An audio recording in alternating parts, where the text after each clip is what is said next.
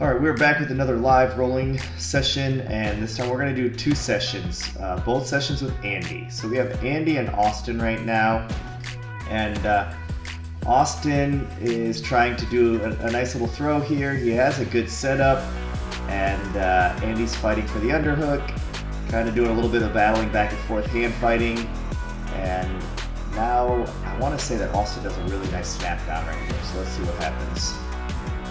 They're going back and forth, and then right there, Austin, I kind of missed the camera angle, which kind of stinks, but Austin had such a good snap down, and I was like, really like, that was nice. And but the thing with Andy is, whatever you do to Andy, you have to like put him down. Like he just doesn't accept things.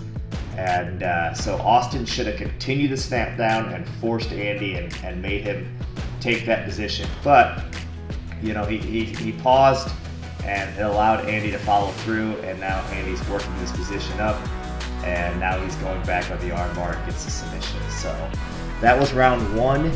We go into round two with Brandon and Andy now, and you know, they're starting on their feet.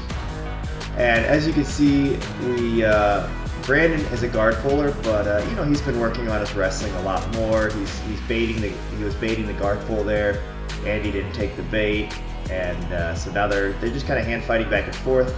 And Brandon takes the shot, gets his head stuck, but continues to follow through and turn his angles one way and then the other, and then he gets the takedown. So he has to get his head free in order to get the points, and that's kind of the battle right now. I mean, the big thing that Brandon should be doing is basically the Von Flue choke, you know, where he Gable grips his hand behind the arm and on the neck, and starts to submit Andy. So that's what Brandon should do. Andy holding the head is a good thing for the simple fact that he hasn't given up the points yet. But you know, you have to make kind of two decisions here. Like, am I taken down and I can't get back to my feet? Because necessarily holding the head here isn't going to get Andy anywhere in the position that he is unless he can get to a guard. And so the battle right now is Brandon getting his head out and Andy trying to get to this close guard, and as he starts to, it pops Brandon's head out, and that would be the 2 points. And you know, Brandon's going to start to move his side control.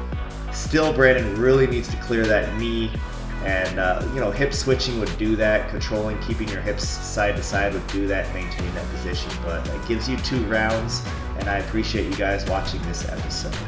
Stay tuned in the future for more episodes.